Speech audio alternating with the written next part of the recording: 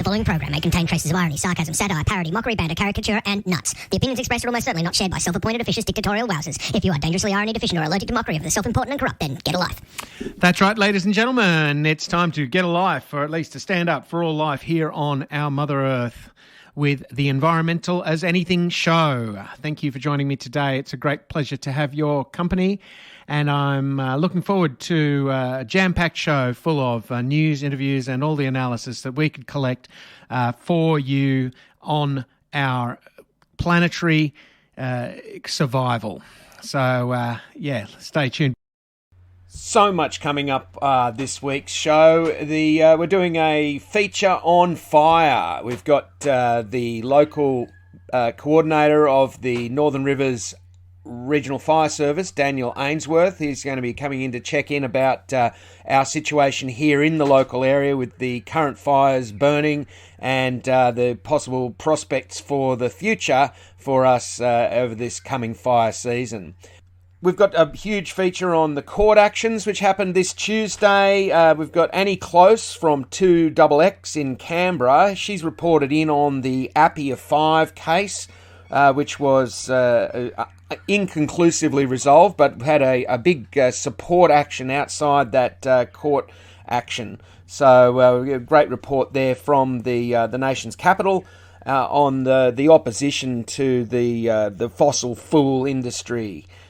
And then, of course, more locally, in Grafton local court on Tuesday, Ellis forest justice delayed as Michael Jones, ecologist, was arrested over a year ago for protecting Ellis Forest from the death machines.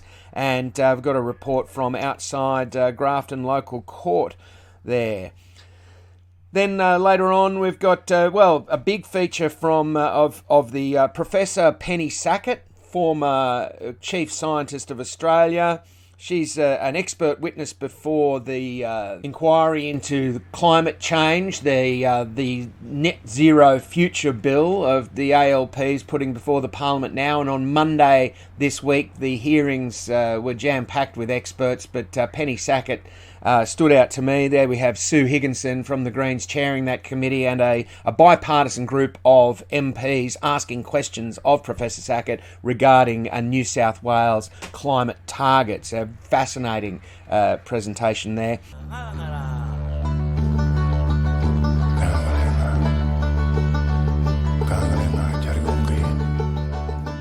Would you mind giving me your full name and your position, please? Daniel Ainsworth, District Manager of the Royal Fire Service, Northern Rivers. Fantastic. All right, Daniel. I first of all wanted to start by saying, my condolences and respects. I understand that you've just been to the funeral for one of the heroic frontline defenders who passed away whilst out there in action. Yeah, 2 weeks ago we had one of our firefighters succumb to a medical episode on a hot, windy day and on the Bean Creek fire. The late John Holmes, who's the Senior Deputy Captain of the Malangani Brigade. So we've farewelled him today with the community and the executive of the Royal Fire Service and the locals. So we had a moving ceremony this morning, which was quite good, quite nice. Right. Well, respects to John and his passing, and condolences to his family and friends. I'm sure he'll be missed. But it's been there's a lot going on for you, I imagine, right now. There's quite a few fires sparking up around the Northern Rivers and on the north coast of New South Wales more generally. Can you give us a bit of an update of what's happening here locally in Bundjalung country and what's happening around us immediately? Yeah, in the last 2 weeks we've had several fires become significant fires in our hot, dry conditions that we've been experiencing around Horseshoe Creek, which is east of Kyogle. We've also had some down the coast there at Byron Bay, just north of Byron Bay, and also northeast of Old Benalbo, we've been dealing with fires. So those fires were brought under control and are being patrolled at this stage. And in the meantime, we've also had lightning start significant fires up on the tablelands, and they're also affecting us in the tabulum area as well. So those fires continue to burn today. and are quite large and are burning some thousands of hectares of country over between Tabulum and Tenterfield. Today, thankfully, there's some light rain and there's also some rain forecast over the weekend, so it'll give the firefighters some reprieve, but it won't be enough to put the fires out, so there'll still be lots of work to do in the coming days and weeks, not to mention the recovery process as well. Mm-hmm. So, Daniel, would you describe this as normal conditions for this time of year? Is this what you've come to expect as for a usual, around this October, early November? It is normal for the northern rivers. Generally, our fire season starts around August, starts to dry off in July, then we'll start to get fires in late August, September. But come October, November, generally the season will change for us. So that hasn't happened for us yet.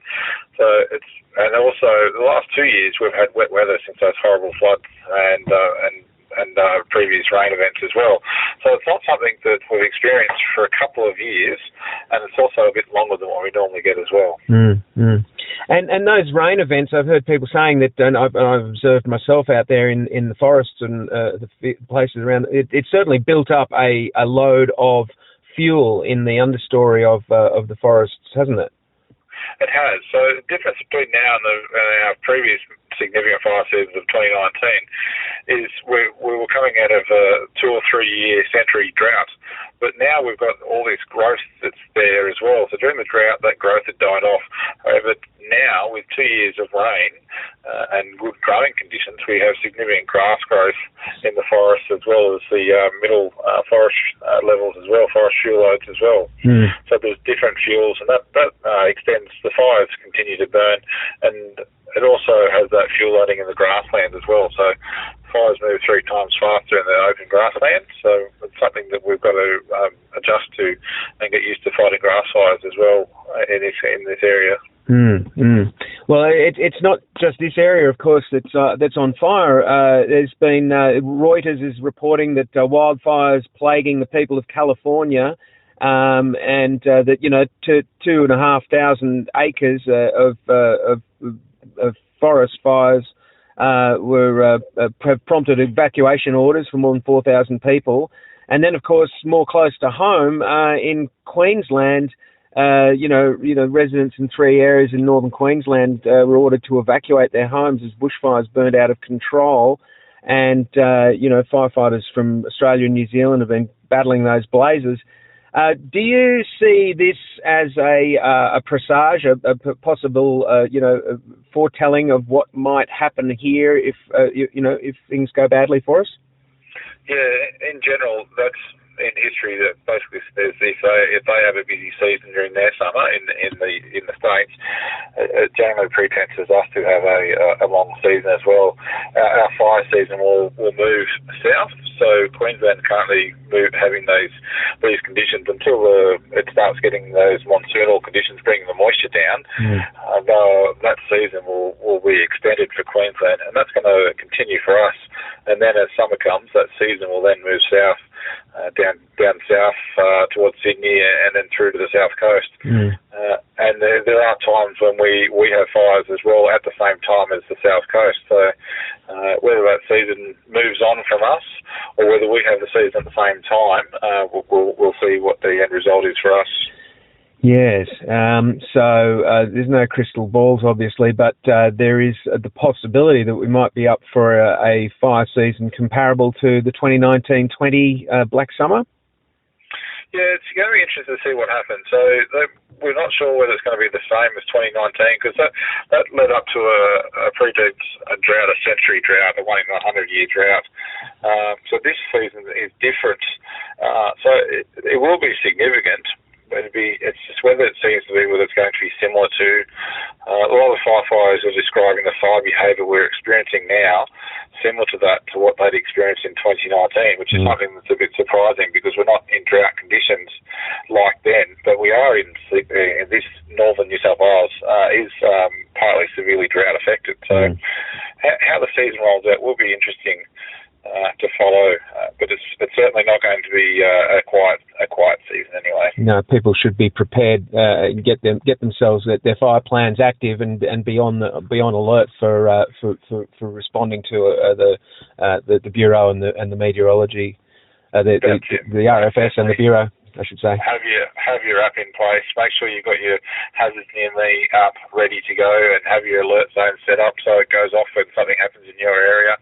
Make sure you've got your bushfire survival plan, and that you've spoken to your family about the bushfire survival plan, so you know what you're going to do, and the people that live with you know it's going to happen, because these things happen very quickly, and you want to be able to quickly know what decisions you're going to make at the time. And Daniel, I thought it would be worth considering these big fires that are going on, obviously in Queensland, and as you said, potentially across the whole state. But right now in Queensland, they're drawing down a lot of resources, and even I imagine there'd be a knock-on effect from the big fires in the US going on if they have fires going on simultaneously with us. Is this going to have implications for us here in terms of personnel and equipment and other resources that we need to be able to defend our, landscape and property? We're pretty fortunate across Australia. We have a sharing arrangement with all the states across Australia where we share aircraft and resources and people. So with our aircraft, whilst it might be a lot of aircraft being used in Queensland, we can draw down on states that aren't experiencing fires or other contracts, along with the New South Wales government also has their own fleet of helicopters and aerial firefighting capacities as well. And in relation to the people, we can draw crews in from all across the state like we are now. There's crews coming in from south of New South Wales to help in the northern New South Wales, and then we can also enact those sharing arrangements. We've had our own firefighters working in the Northern Territory in the last month or so, helping them out with their fires. So we're pretty lucky there, where we've got a good sharing arrangement from all the states across Australia. And you see, we've got New Zealand firefighters coming to help the Queenslanders as well. So it's something we'll pick up out of the 2019 fire season, is being able to interact together a lot easier than we would in the past. Well, that sounds very positive. Let's hope that it doesn't overwhelm the resources we have, and I hope that you've been given the proper support from the state and federal governments to be able to, fight that important fight. Daniel, thank you very much for your time today. Really appreciate all the work that you're doing out there. Please stay safe. Thank you very much for the time, and we can chat again in the future. Appreciate the time.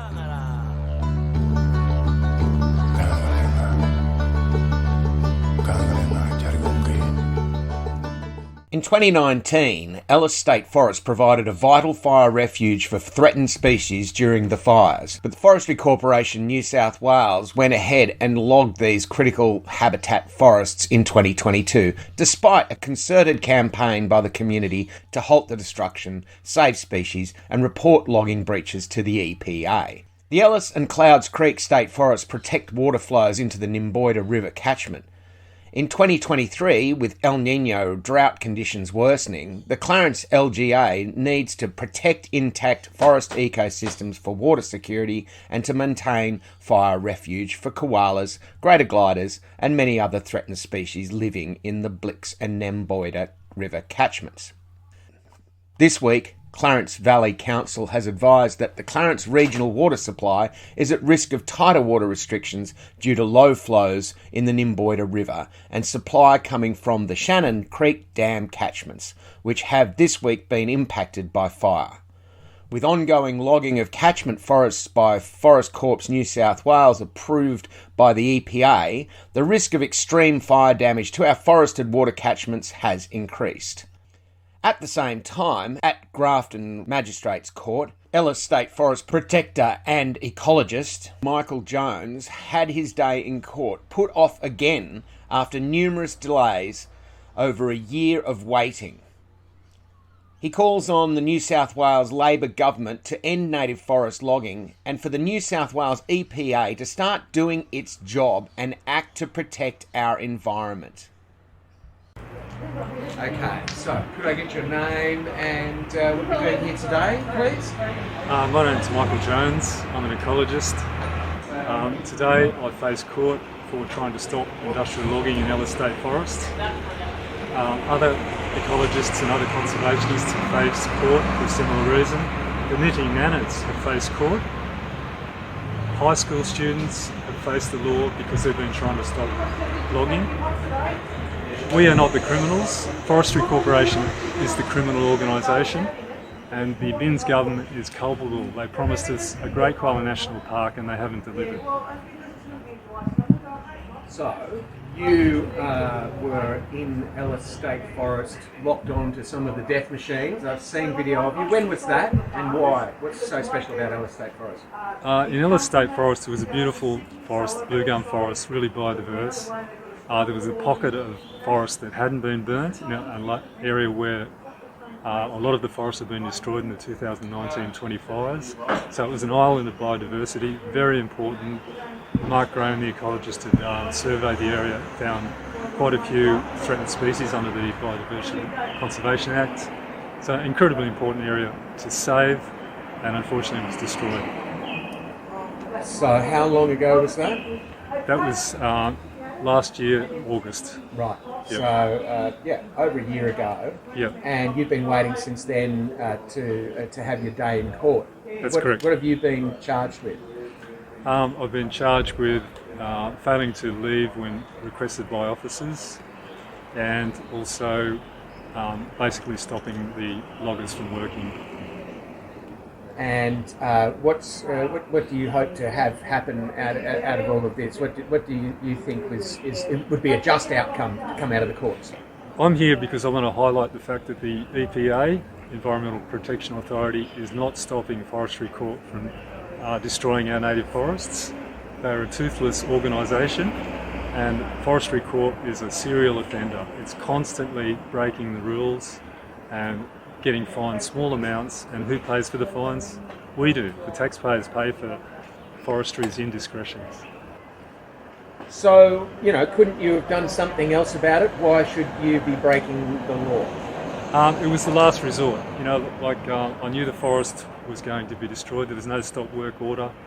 There was only one thing I could do, and that was direct action, and that's why I locked on to the forest harvester. And what do you hope other people will do when they see what's happening here today? Well, we've just got to keep on lobbying the politicians. We've got to stop the logging in native forests, and I'm hoping that people will go to the media, lobby their local politician, and take action, not necessarily direct action, but I'm just hoping we can save our forests. Well, thank you, Michael. Do you have any? Can I just any idea what sort of sentence you could potentially be facing? I'm not terribly worried. The person who locked on the day before me got a good behaviour bond, so I'm not terribly worried about the offence. Yeah. And one of the offences that you're charged with, I'm told, is quite unusual. Hiding tools or something? Talk to me about that. I can't quite remember the name of the offence. It's hiding tools and preventing them from work, basically. And it's the first time they've thrown such an offence at a forest campaigner. Yes. So it'll be interesting to see what the outcome is. Michael Jones' solicitor, Eddie Lloyd, spoke up for her client outside the Grafton local court after his case was adjourned again. Hi, my name's Eddie Lloyd. I'm a lawyer representing Michael Jones, and we're here at Grafton Courthouse, the 31st of October, where the hearing was set for him locking onto a harvest in Ellis State Forest on the 30th of August last year. So it's been going on a long time, and unfortunately the court didn't have enough time to hear the matter today, so we're going to be back again, but thankfully it's going to be before the end of the year. On the 19th of December we're going to be back here, and no doubt it'll be a climate-breaking temperature. So if you are going to come along, bring your umbrellas, bring your placards, bring your songs, bring your heart, bring your support for Michael, and let's put this to an end and get some justice for him and for our forests. Mid-North Coast ecologist Mark Graham spoke eloquently outside the Grafton court for the protection of Ellis State Forest and an end to native forest logging, and as he called for the New South Wales Government and its Environment Protection Agency to start to act in the public interest and for our forest ecologies. My name's Mark Graham. I run the Bellingen Nature Company, have a network of private conservation areas on the Dorrigo Plateau, including being a neighbour to Clouds Creek and Ellis State Forest. I was engaged by the State Government Bushfire Local Environment Recovery Fund to assess the values of the Western Dorrigo Plateau, including Ellis State Forest. During the course of that work, it became apparent that Ellis State Forest was one of the main refuges in the entire landscape for the greater glider, the yellow-bellied glider, the koala, and the glossy black cockatoo. The Forestry Corporation then engaged in illegal old-growth logging operations, which destroyed the habitat of those species. We were outraged and horrified by that, and we undertook a series of non-violent direct actions to protect and defend those forests. Michael Jones was arrested in one of those actions, and we've been here today to support him in seeking justice for his actions to protect and defend these globally significant forests that are a critical part of the Great Koala National Park. We need our forests protected immediately to prevent escalating extinctions and to address the climate crisis. Further to that, those areas, Ellis State Forest and the adjoining Clouds Creek, provide drinking water to everybody on the coast between Yamba and Sawtell. Those forests are critical for providing base flow to the Coffs Clarence regional water supply.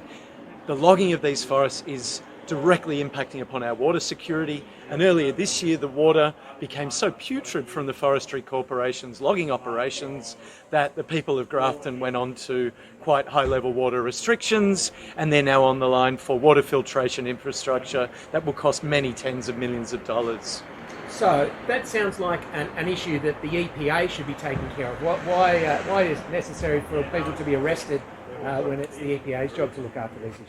So we audited the illegal old-growth logging operations at Ellis State Forest. We found tens of breaches in a fairly brief period of time, including the illegal logging of giant trees, damage to marked-up habitat trees, marked-up koala habitat trees, the destruction of the critically endangered scrub turpentine, gathered that evidence forensically, reported it to the regulators at the EPA, and they did their standard cover-up job and said no crimes to be seen here.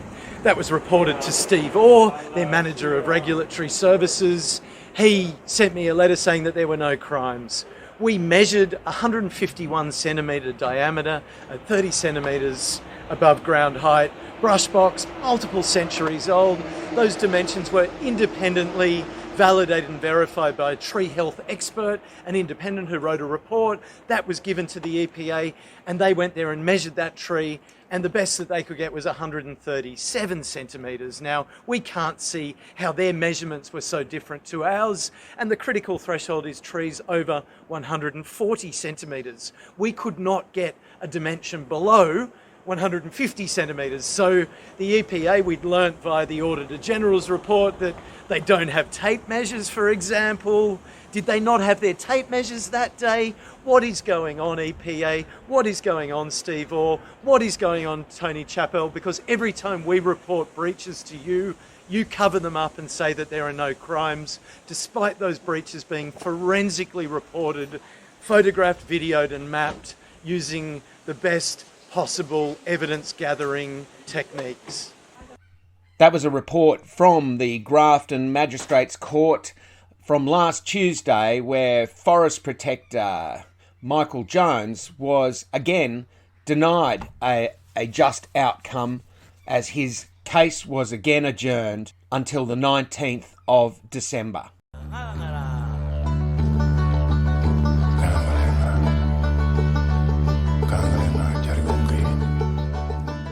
I'm at the ACT Magistrates Court in Canberra, where high-profile lawyer and former ACT Attorney General Bernard Kaleri is representing 5 older Canberrans in a David versus Goliath case. On 27th of February this year, the defendants blockaded the fossil fuel industry mouthpiece, the Australian Petroleum Production and Exploration Association, known as APPEA, to highlight the need for the federal government to take much stronger action on climate breakdown.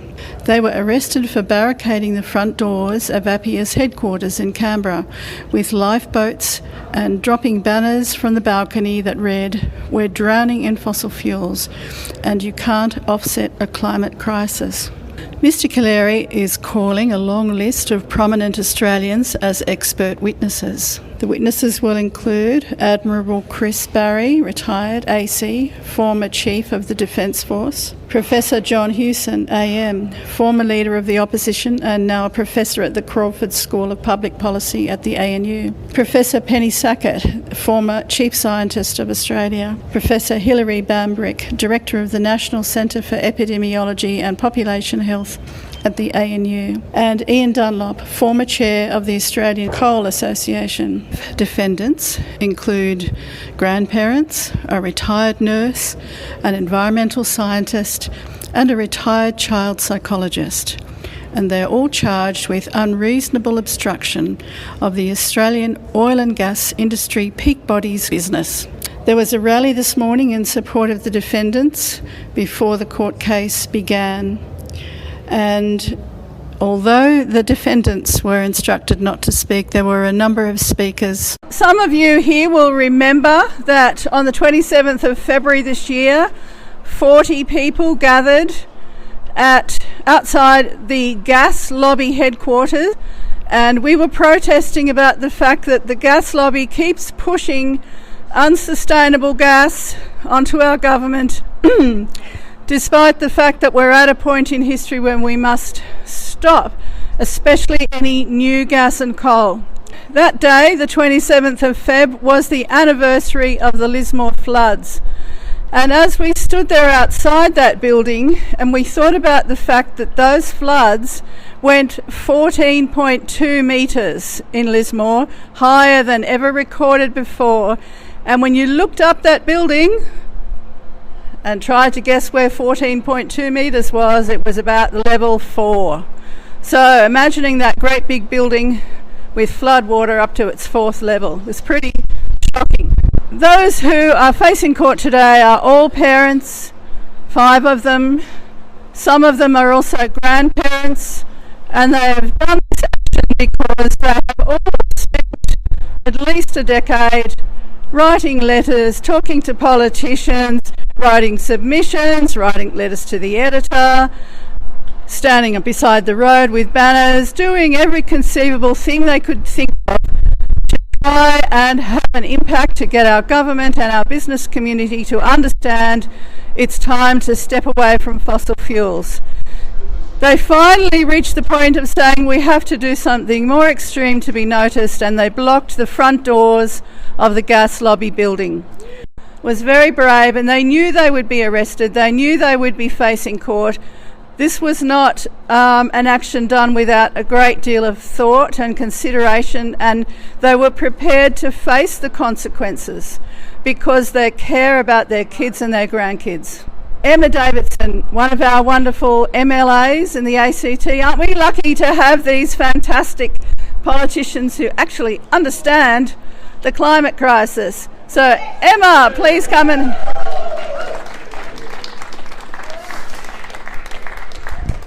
Thank you. Hi everyone, I'm Emma. I'm one of your ACT Greens ministers in the ACT government. Now, we're here today in support of a very special group of people. I know these people. These are people who think deeply about what we're doing to our planet, about how we look after each other, how we look after this beautiful place that we live in, and what that means for future generations. And I know that when they did what they did, they had put a lot of thought into it beforehand, and that they were doing something that they truly believed in. Now, it's very important, if we're going to have a healthy democracy, that we have the right to protest. This is something that we have seen coming under threat all around this country, with harsher penalties for people who are engaged in protests, particularly around climate action, and the need to do something about this climate emergency that we are in now. We absolutely need to take stronger action, and we need to do it now. There is no time to waste. And I want to thank every single one of you today for turning up to support the people who are taking the risk to do what they're doing, to get it on the public record why this is so important, why we need to do something and do it now, and why this is so important for future generations. Now, where any of us here who have been to any action over the years have, felt how good it is to be part of a group who share the same values and who are taking action together.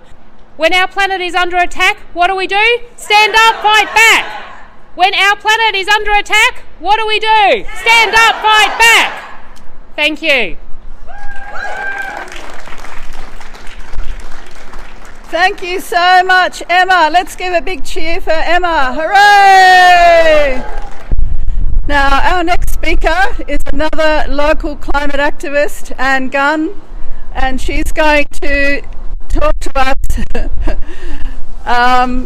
about a range of issues that relate to this protest. So let's welcome Anne. Thank you. I'm going to have to read off my phone, it's embarrassing.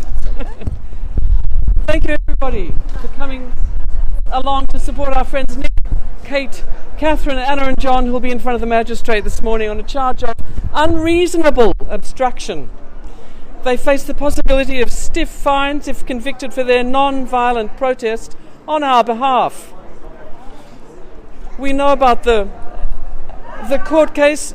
This relates to their civil disobedience action in February when they blocked access to the Australian Petroleum Producers' offices for a couple of hours, demanding no new coal and gas and a strong safeguard mechanism to cut emissions with no unlimited or dodgy offsets.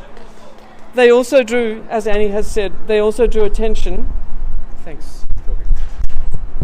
to the anniversary of the disaster in northern New South Wales, where many people are still now without housing after the worst flooding ever seen. These people are feeling the direct and lasting impact from the climate crisis.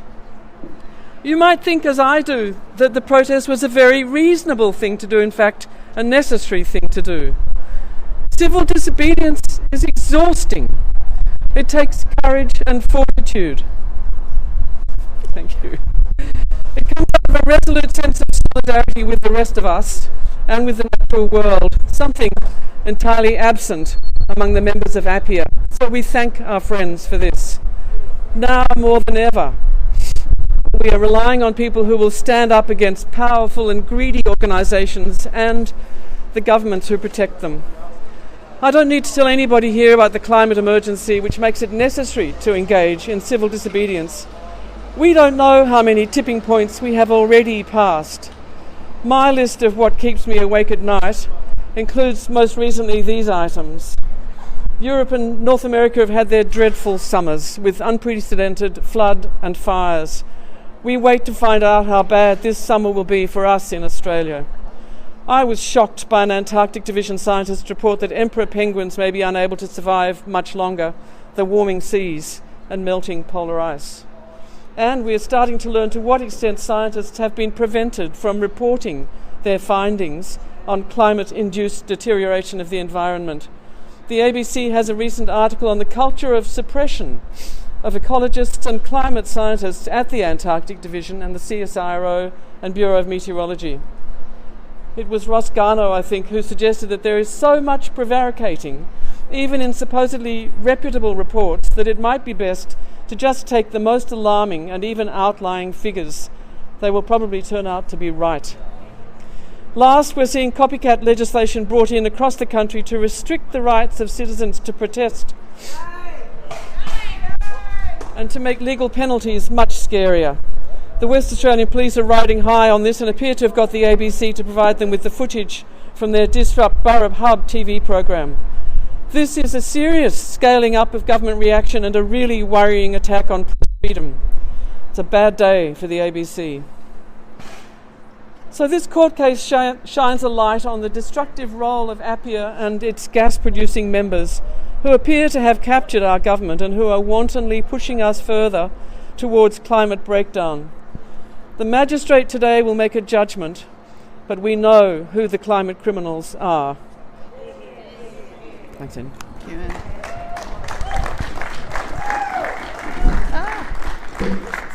And you said it perfectly. Who are the real criminals? We know who they are. Here, let me paint a picture because this recording hopefully will go far and wide. It's freezing cold, there's a gale blowing, we've got our banners here, SOS from the kids, says one of them. Safeguard our kids' future, not polluter profits. Hey, Appia, we're drowning in fossil fuels. And oil and gas lobby cooking the planet. Whoa, safeguard our climate, not polluter profits. So we've got all the messages here. Environment crisis demands action. So, stop fossil fuel subsidies. And this is an important piece of data.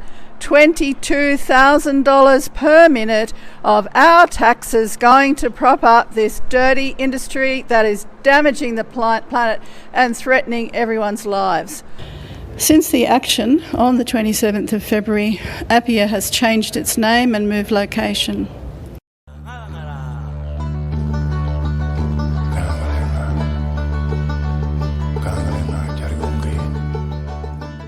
Next up on Environmental as Anything, we'll be listening to the proceedings of the inquiry into the Climate Change Net Zero Future Bill from 2023.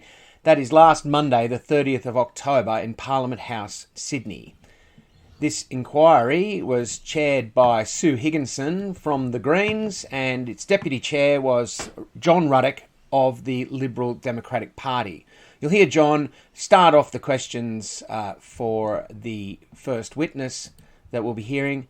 Of course, the witness for this proceedings that we'll be listening to is Professor Penny Sackett, Distinguished Honorary Professor, ANU Institute for Climate, Energy and Disaster Solutions, and former Chief Scientist of Australia. We'll also be hearing during the proceedings questions from Jackie Munro from the Liberal Party and Peter Primrose from the ALP. These are, of course, bipartisan parliamentary committee proceedings and extremely informative regarding the risks to our climate from this Zero Future Bill proposed by the ALP government here in New South Wales. My name is Penny Sackett, and I'm a Distinguished Honorary Professor at the ANU Institute for Climate, Energy and Disaster Solutions and a previous Chief Scientist for Australia. I solemnly, sincerely, and truly declare and affirm that the evidence now about to be given by me shall be the truth, the whole truth, and nothing but the truth. Thank you, Professor Sackett. Now, would you like to start by making an opening statement? Yes, I would. Thank you. I'm not sure if you can see me. No, we actually don't have your vision there. Oh, okay. I'm not sure why that's the case, but my voice is probably the most important part of the experience, so let me give my opening remark. As follows, I want to first thank you for this opportunity to speak to you in relation to the New South Wales Climate Change Bill 2023. My written submission provides details about my work over the past decade on greenhouse gases, the current climate disruption, and its impacts, particularly those in Australia. I applaud the enshrining of greenhouse gas emission targets into New South Wales law. Doing so enables binding climate legislation and policies to be enacted and pursued by this and subsequent governments, and sends a clear signal to industry, investment agents, and the populace of New South Wales, indeed of the whole world, that New South Wales is serious about climate action.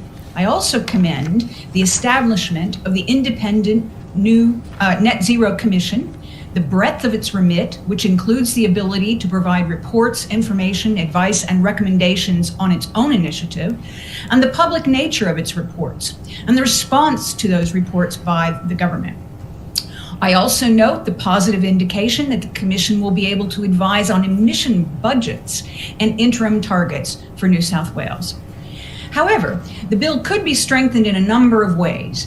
I have made 7 specific recommendations in my written submission, some of which relate to the streamlining of the guiding principles of the bill and the appointment of commissioners. But this morning, I would like to focus on recommendations that would strengthen the bill in its direct response to reducing greenhouse gas emissions caused by activities in and sanctioned by New South Wales. These emissions cause significant harm to the people and environment of New South Wales.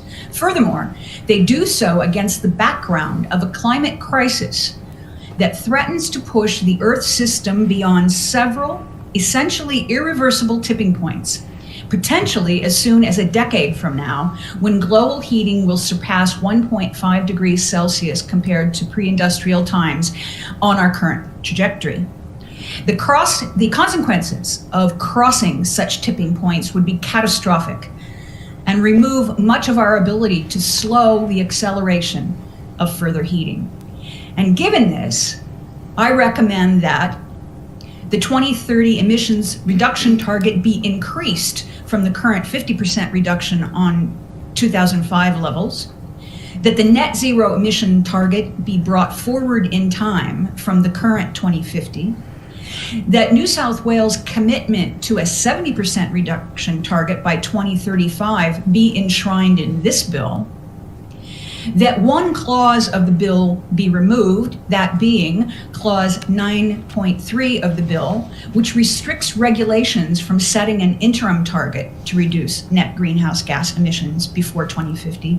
And finally, that the bill be amended to place a moratorium on new coal mines, coal mine extensions, and the exploration or exploitation of new gas fields in New South Wales, as is recommended by the International Energy Agency in its net zero by 2050 roadmap for the global energy sector.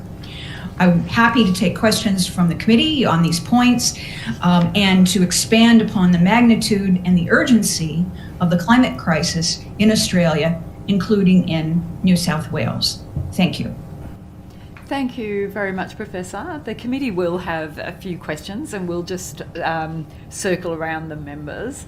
We might start with Mr. Ruddock because Why don't we do that? He has some very, very deep questions about the actual science, Professor. So we might start with that if that's okay with you. Thank you, Chair.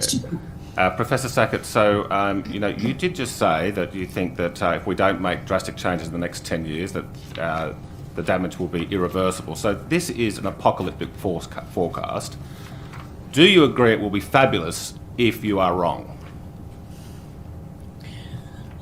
Of course it'd be fabulous if I'm wrong, but I'm not.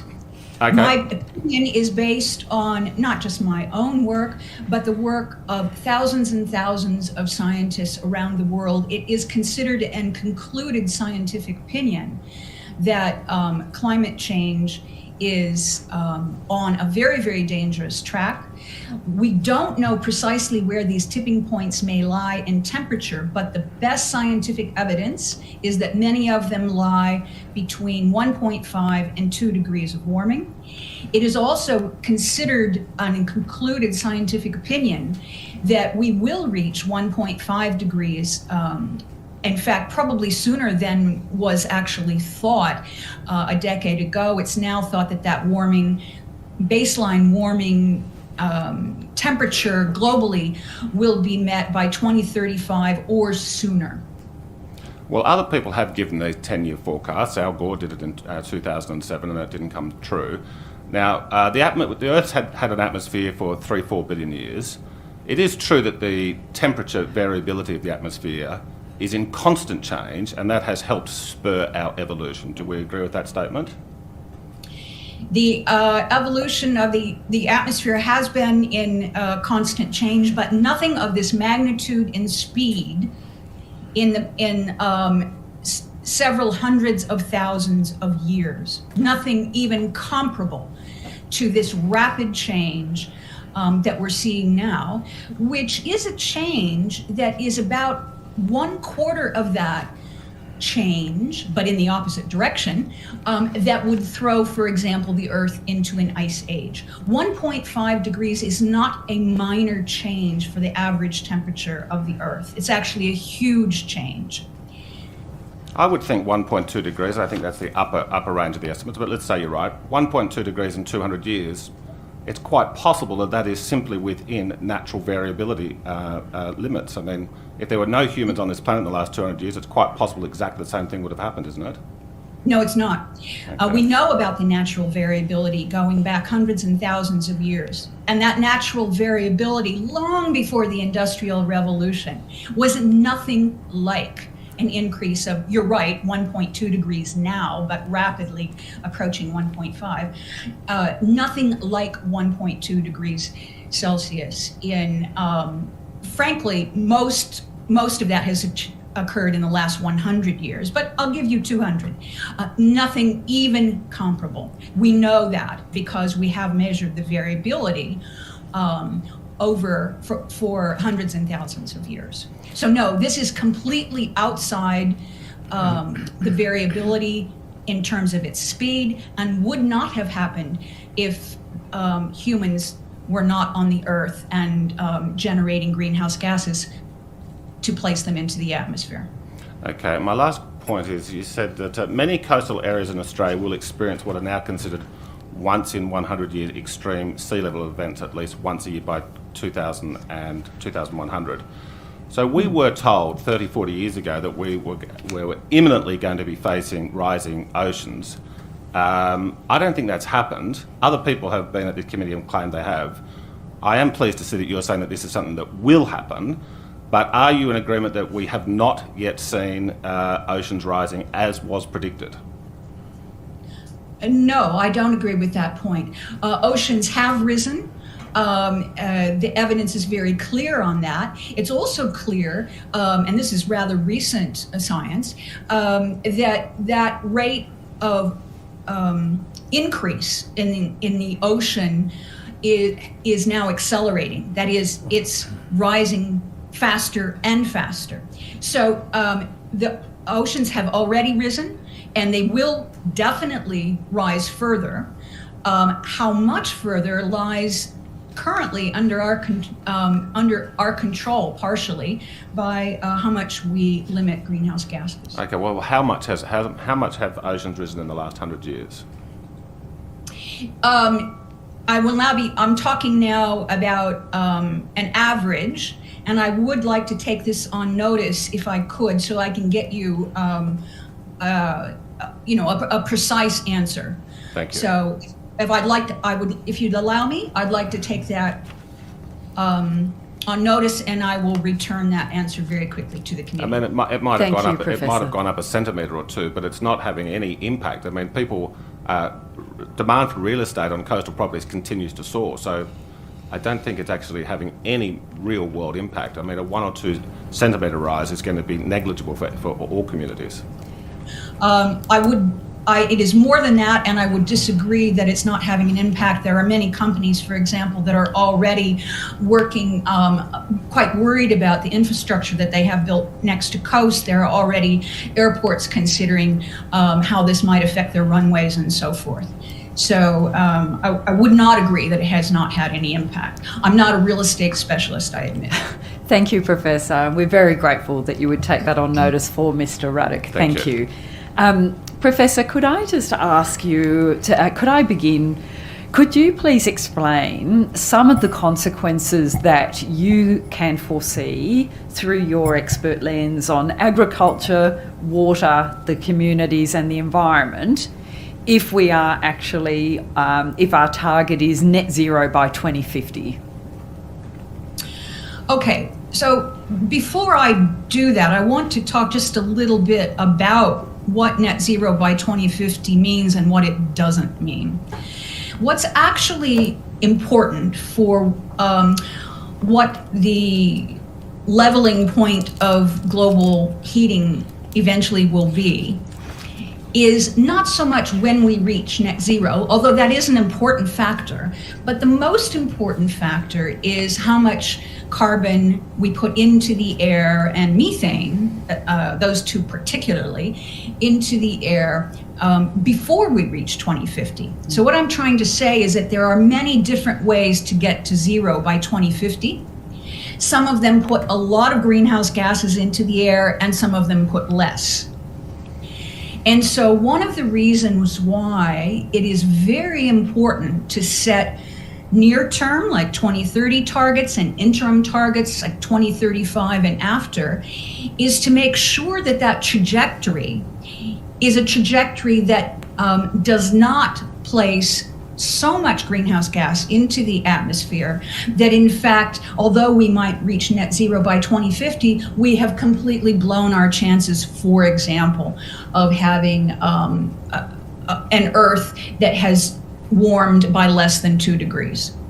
So I want to start with that caveat, okay? That net zero by 2050 is just one piece of the puzzle, and arguably not even the most important one. But some things that we can expect, which I've put into my report, we can expect that peak heat waves, and by the way, this is just at 1.5 degrees of global heating, okay? So these are things that we are highly, highly likely to see. Peak waves occurring less than every 3 years that used to occur every 30 years. Mr. Ruddock mentioned many coastal areas in Australia will experience what are now considered extreme sea level events that only would have happened once every 100 years, now happening every year by 2100. I'm sure we can't all forget the summer of 2019-2020. That won't be a hot summer, that'll be an average summer. And most concerning for me is the likelihood of crossing some of Earth's tipping points. Now, in terms of agriculture, especially in New South Wales and the Murray-Darling Basin, a real concern there about decreased levels of water for agriculture, and the higher the eventual global warming, the more severe droughts will certainly be. You asked about, yes, and in fact, I had a look at the IPCC report. We had a special report on Australia and its region. And if I could quote from that report, noting that the Murray-Darling Basin supports agriculture that's worth $24 billion a year and 2.6 million people in diverse rural communities. Climate change is projected, as I said, to substantially reduce water resources in the Murray-Darling Basin, with a median projection of 20% decline. And by the way, it's already declined, so this is on top of the current decline in average runoff if we reach something like 2.2 degrees of average global warming. And certainly the climate risks are projected to exacerbate existing vulnerabilities and social inequalities, the inequalities that already exist between generations, between Indigenous and non-Indigenous peoples, between rural and urban areas, between those with high incomes and high health status and those without. Climate change will make all of those things even worse than they currently are. And the report concluded that reducing those risks would require significant and rapid emission reductions to keep global warming in the range of 1.5 to 2 degrees Celsius. And as a reminder, again, we will reach 1.5 by somewhere between 2030 and 2035. You are tuned in to Environmental as Anything, and you are listening to Professor Penny Sackett, former Chief Scientist of Australia, giving her expert testimony to the inquiry into the Climate Change Net Zero Future Bill, which is currently before the New South Wales Parliament, proposed by the New South Wales ALP government. So just on that, Professor, some people talk about runaway climate change, and I suspect that's what you're referring to there, that we will reach 1.5. So you're referring to tipping points. What are those likely tipping points that we will see or that we need to avoid? And just on that, we have heard evidence about the absolute fundamental importance of front-loading the reduction in emissions. So if you could give us some advice around the effectiveness or the desirability of interim targets? Yes, okay. First, let me say, I don't want to leave the impression, it would be an incorrect impression to suggest that runaway climate change will happen at 1.5 degrees of warming. Mm-hmm. That is not what the science says. What the science says is that certain tipping points will likely occur. We can't say precisely where, but in the range between 1.5 and 2. And then, as currently thought, there will be others that then could tip between 2 and 4 degrees and so forth.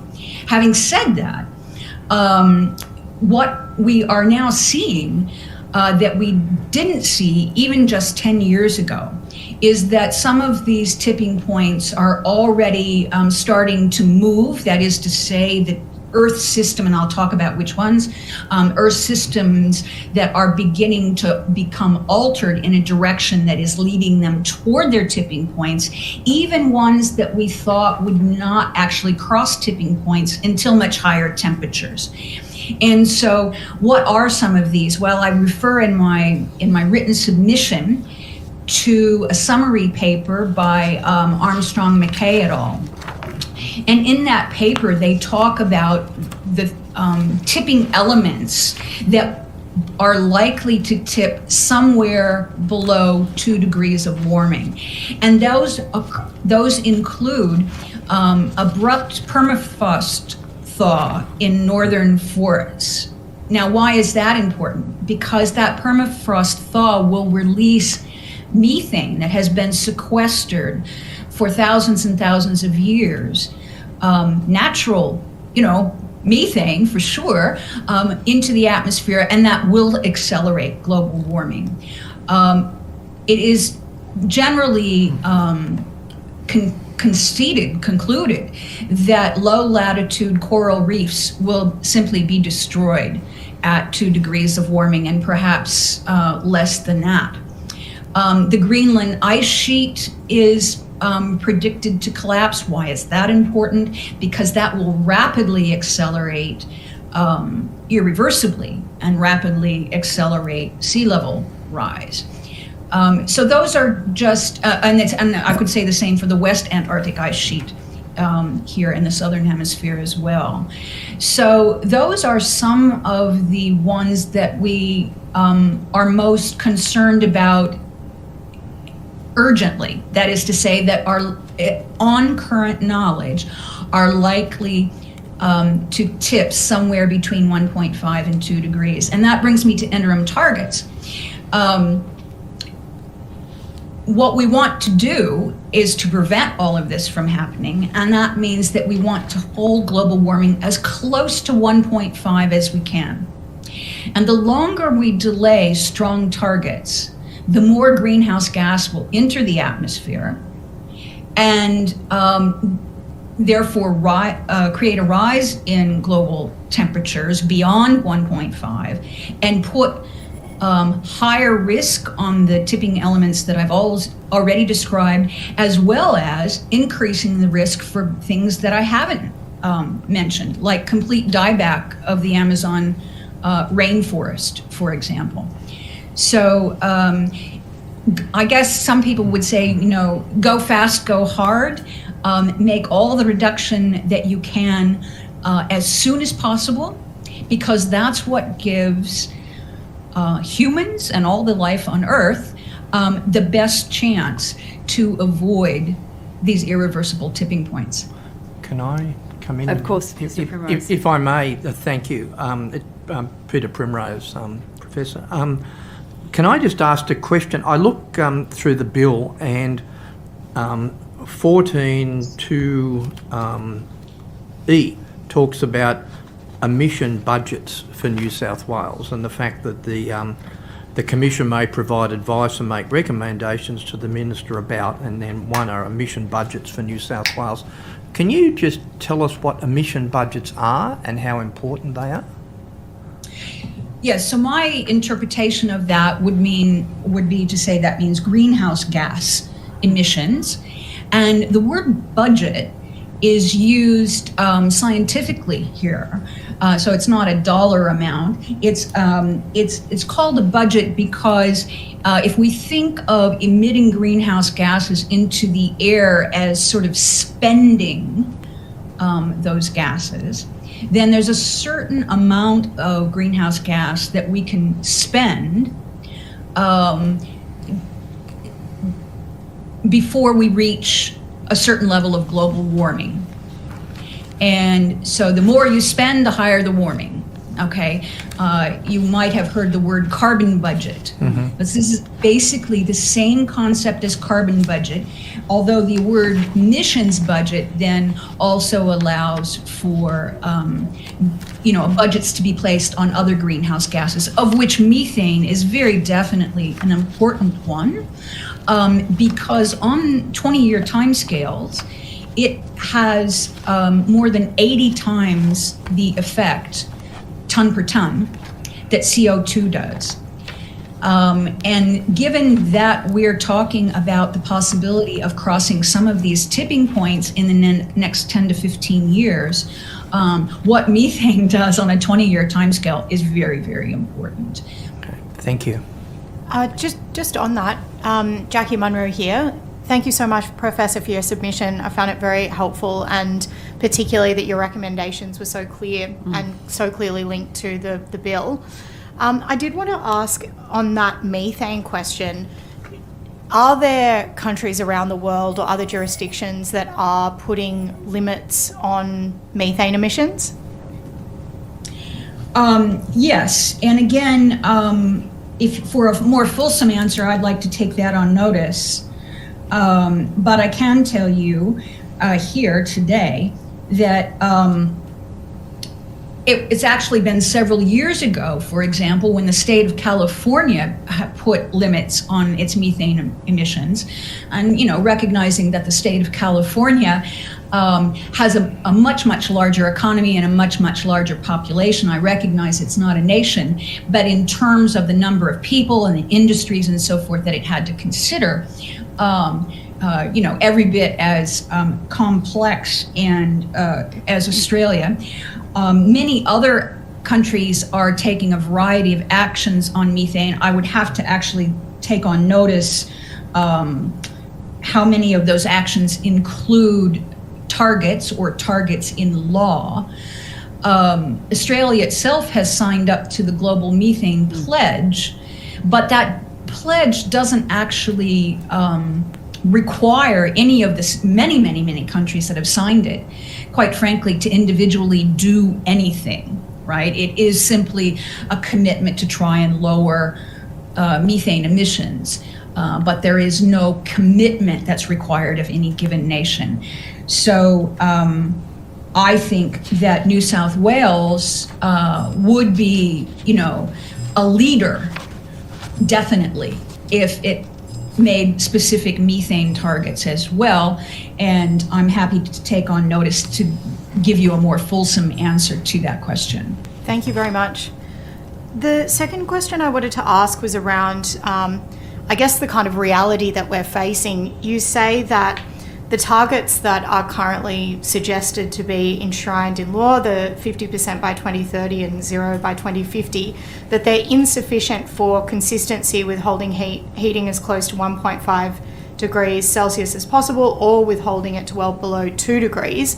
So essentially you're saying we're kind of writing checks that we can't cash here. Either we have to increase the targets and take action to those targets, or we actually have to change the language around what this bill is likely to help achieve in terms of a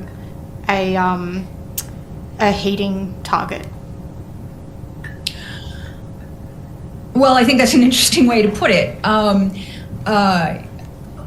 Yes, it is true that as written, the targets in this bill are not strong enough to ensure the outcome that I mentioned. I recognize that that these targets are said to be floors, not ceilings. So I recognize that, but nevertheless, as if these targets were just met, I mean, even if they were met, but just barely, We just got to net zero emissions by 2050, only reduced greenhouse gases by 50%, and then continued on a trajectory of emitting at that level for quite some time before eventually dropping to zero, then yes, this bill would not have achieved protecting the environment and peoples of New South Wales as I feel its writers intended by reading the language. And that links to one of the next things that you pointed out, which a number of witnesses to the committee have mentioned, is that it's we essentially do need interim targets like the existing target that we have of 70% reduction by 2035 to be enshrined in this bill. Yes, I think that's a very important point. I would like to see it enshrined in this bill. I know that New South Wales has stated that it does have that ambition. It appears in many government documents. So I have no reason to doubt that is a real ambition on commitment. Although I will say we have heard from some legal experts that the introduction of this bill into legislation would actually supersede the existing regulation due to that clause that you've also pointed out, which restricts regulation from setting essentially interim targets or anything below zero by 2050. I see. Well, that would be a pity. I would say that one of my recommendations that stands alone from all the others, irrespective of whether any of the other recommendations are taken on board, is to remove that clause. I feel personally that I don't see a positive reason for that clause. Now, the bill does say that the Commission could advise on interim targets. And so it may be that one path forward would be for the Commission to do so and for the government to take that on board, and then at that point enshrine it in law or amend this bill should it pass. But of course, that level of certainty that approach might be taken is not spelled out in the bill as written. Thank you so much, and thanks again for your submission. It's very, very helpful. You have just been listening to the expert testimony of Professor Penny Sackett to the inquiry into the Climate Change Net Zero Future Bill held last Monday, the 30th of October in Parliament House, Sydney. You heard from members of that inquiry. The last question you heard was from Jackie Munro from the Liberal Party. Prior to that, you heard Peter Primrose from the ALP. And before that, we heard from both Sue Higginson from the Greens and John Ruddock from the Liberal Democratic Party, asking questions of Professor Sackett. Thanks for tuning in to Environmental as Anything.